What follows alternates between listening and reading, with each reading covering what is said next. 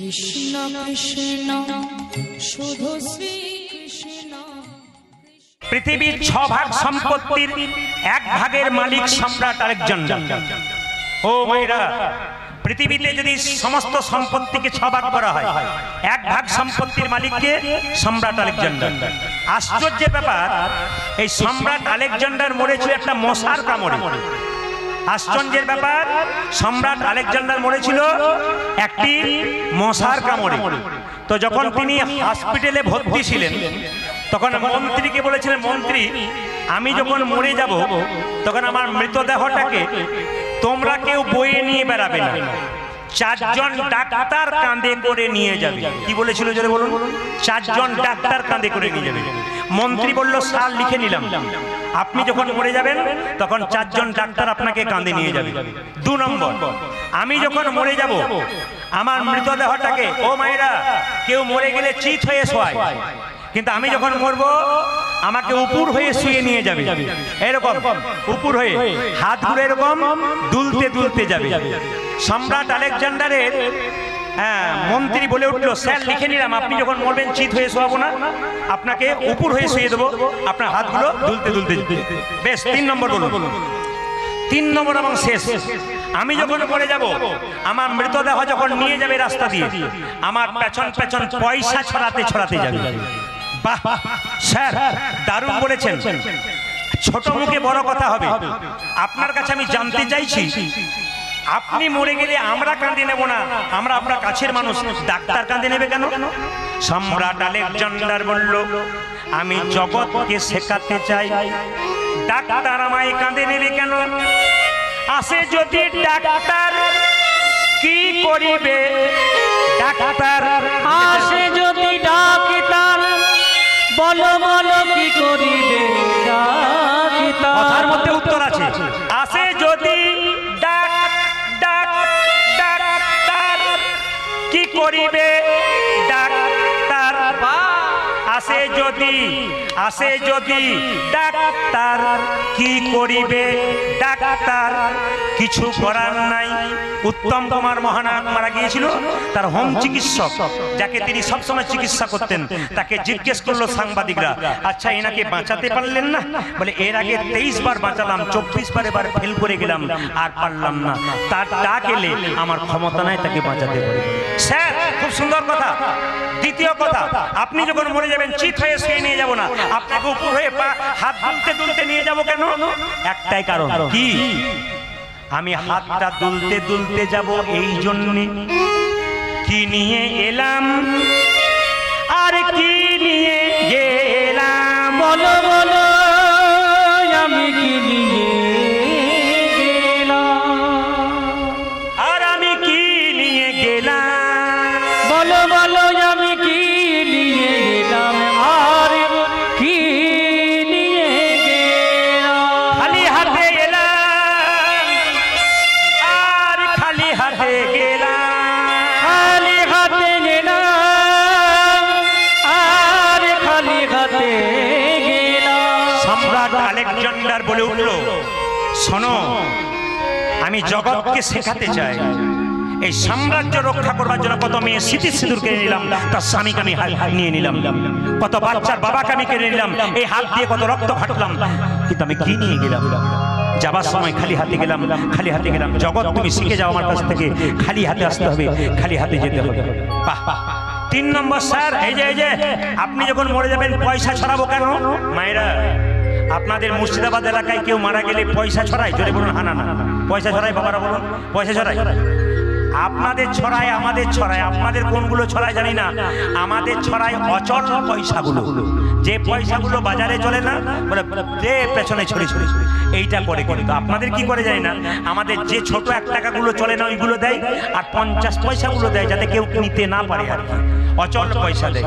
মায়েরা, এই সংসারে ভালোবাসা কতক্ষণ, প্রেম দেহের মধ্যে, আত্মা যতক্ষণ, একবারে সত্যি কথাটা আপনাদের বলে দিয়ে গেলাম, দেহের মধ্যে প্রাণ যতক্ষণ,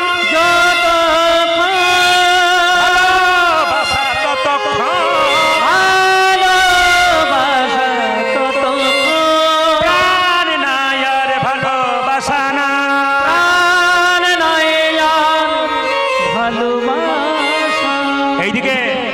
আপনাদের গোবরহাটিতে কেউ যদি মারা যায়, তাকে দেখবেন বাইরে অ্যাক্সিডেন্ট হয়ে মারা গেলে তাকে দেখবেন আর ঘর ঢোকানো হয় না, ওইখান থেকে হরিবোল কিংবা দরজা পর্যন্ত আসে, বাড়িতে ঢোকানো হয় না।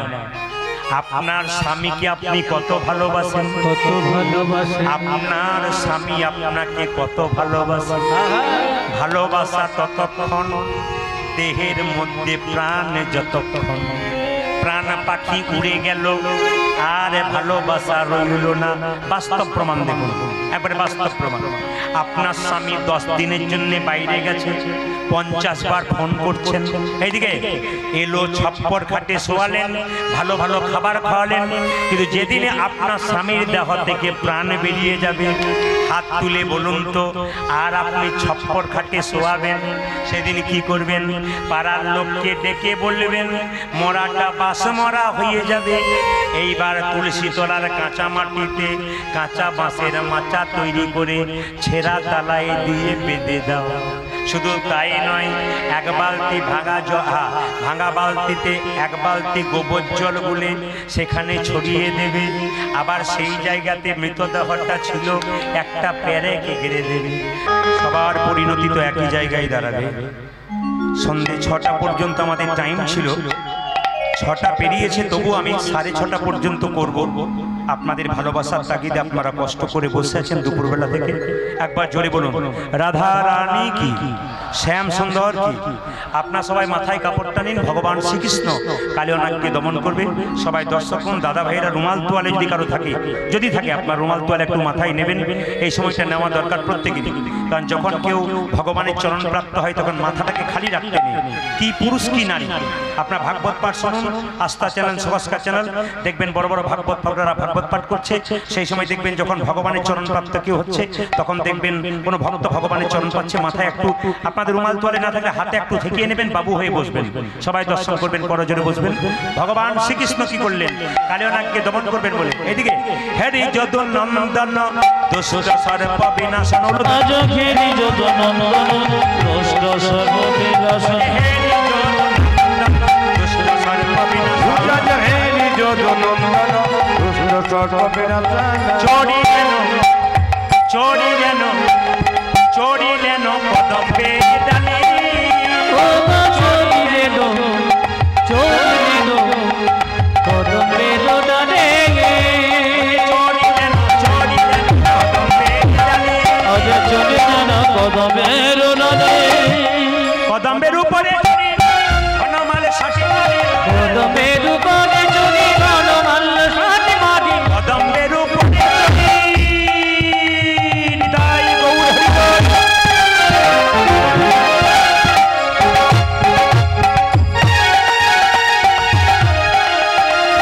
কদম্বের উপরে চড়ি বনমাল শাসি মারি, কদম্বের উপরে চড়ি বনমাল শাসি মারি, কদম্বের উপরে চড়ি বনমাল শাসি মারি, ছাপি দিলেন কালী দহ জলে, চাপি দিলেন কালী দহ জলে, ছাপি দিলেন কালী দহ জলে, ঝাঁপে দিলেন কালী দহ জলে, আরো দর পড়া খেলা রে, আরে পোড়া কিনারে, দর পড়া খেলা রে,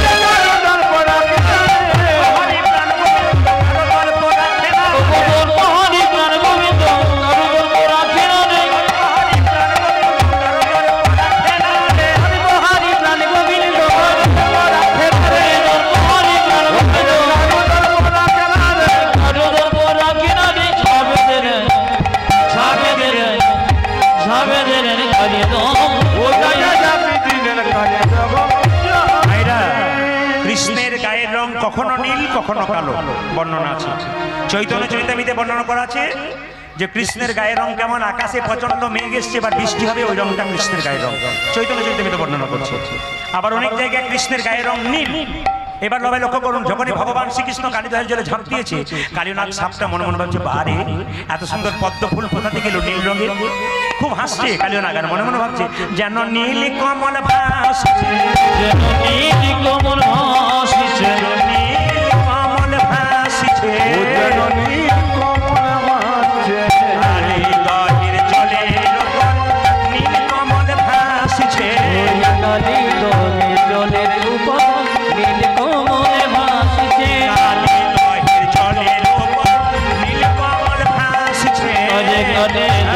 চরণের যখন নীল কমল ভাসছে। দিকে তাকান, মনে মনে ভাবছে নীল পদ্ম ভাসছে, আর সবাইকে তো আমি দংশন করি, একে কি করব, মজা করব, একে পুচ্ছতে জড়াবো, একে পুচ্ছতে জড়াবো, একে পুচ্ছতে জড়াবো, একে পুচ্ছতে জড়াবো, দংশন করব না ভাই, পুচ্ছতে জড়াবো।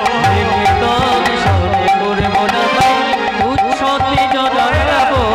দেখে নিন, বলছে যার যেমন স্বভাব সে তো করবে। কয়লার ময়লা যায় না ধুলে, স্বভাব যায় না মূলে। আপনারা জেনে নিন, নিম পাতাকে যতই মিষ্টি রসে ভেজান, যতই মিষ্টি তার তেতো যায়, যেটা বলুন, নিম পাতাকে যতই মিষ্টি, যার যেমন স্বভাব, ওকে যতই ভালো কথা বলুন, ও কিন্তু করতে ছাড়বে না। তখন কালিয়া নাগ মনে মনে বলছে, আমার স্বভাব তো ভালোবাসা নয়, প্রেম দেওয়া নয়, আমি দংশনই করব রে, আমি দংশন করব রে, আমি দংশনই করব রে, ওই আমি দংশনে পড়বো রে, পুচ্ছতে জড়াবো না, দংশনই করব রে। আমি পুচ্ছতে জড়াবো না, দংশন করব রে, পুচ্ছতে জড়াবো না, দংশনই করব রে। আমি পুচ্ছতে জড়াবো না, দংশন করব রে। কৃষ্ণকে কালিনাগ হানিছে দংশন, হানিছে দংশন, পাষাণ সমান কৃষ্ণ হইল তখন। কৃষ্ণের গায়ে যখন কৃষ্ণ যখন কালিয়নাগ যখন কৃষ্ণকে বারবার আঘাত করছে, কৃষ্ণের শরীরটা পাথরের মতো হয়ে গেল। আর যখন এই পাথরের মতো হয়ে গেল, ভগবান শ্রীকৃষ্ণ কি করলো, কালিয়নাগের মাথার উপরে চাপলেন। কিভাবে মায়েরা, ওগো ফনাতে ফনাতে গমন করি, আজ ফলাতে ফলাতে দমন করে, ফনাতে গমন করি, পনাতে পনাতে দমন করি, ফনাতে ফনাতে গমন করি, ফলাতে ফলাতে দমন করে, নবর বেশে দাঁড়ালো হরি, নটবর সে নারায়ণ হরে, নবর বেশে দাঁড়ালো হরি।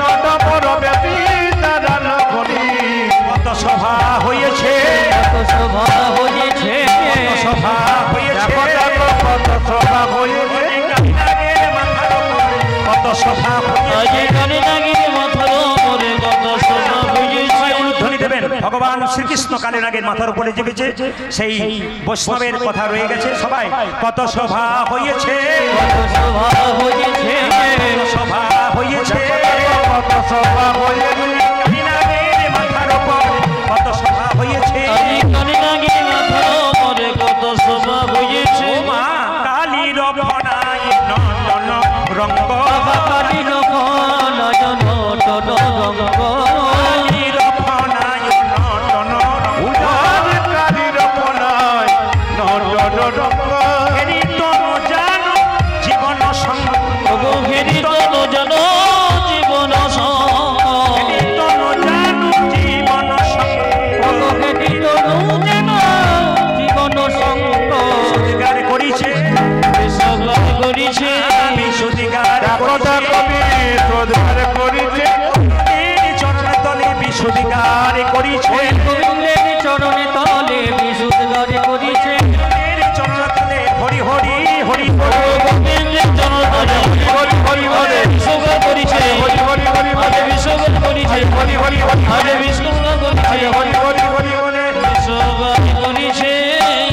আমি সংক্ষেপেই বলে দিই, পরবর্তী দল সম্পা এসেছে, আপনারা কীর্তন গান শুনবেন।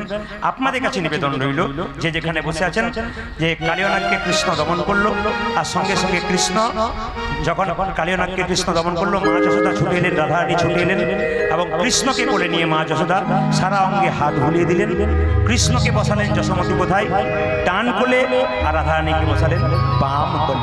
সবাই মিলে তুমি আনন্দ নব ঘন শ্যাম, সুন্দর নয়ন অভিরাম, চরণে শরণ নিবেদ, ধন্য ত্রিভুবন ধামালি, হরে হলদাই বনসে সুন্দর নরেন্দ্র, চরণে শরণের ধন্য ত্রিভুবন ধাম, হরে জগতে বৈষ্ণবী করে দিয়া করো, হরে হরে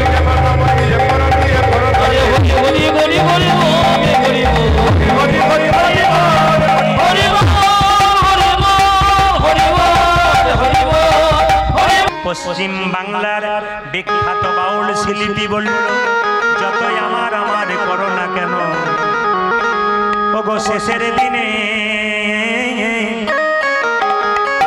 সেজনে বিনে ও হরি পার কি আপন হবে রে। তাই গৌর শেষে হরি হরি সেজন বিনে ও হরি পরি কি হবে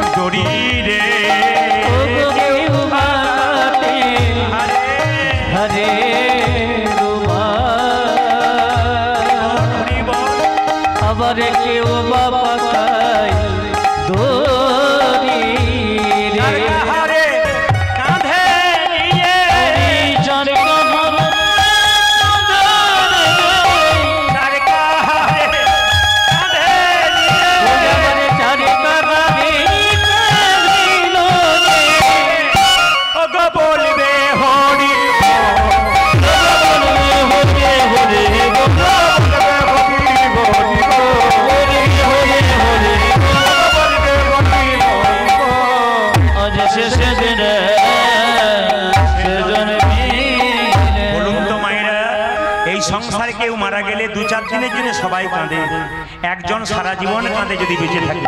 বাবা মা কাঁদিবে, বাবা বাছা ভগ্নি কাঁদে, ভাই রে নিদাই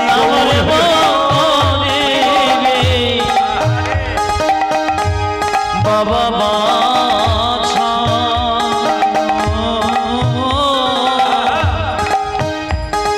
আমার ভগ্নি কাঁদে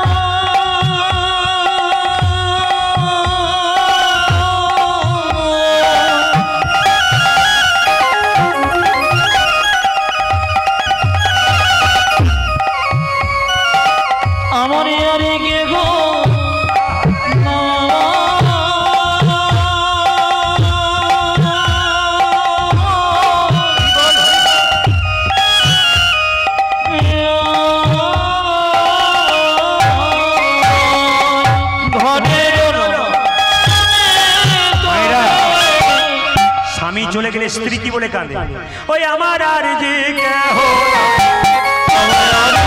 কেহ নাই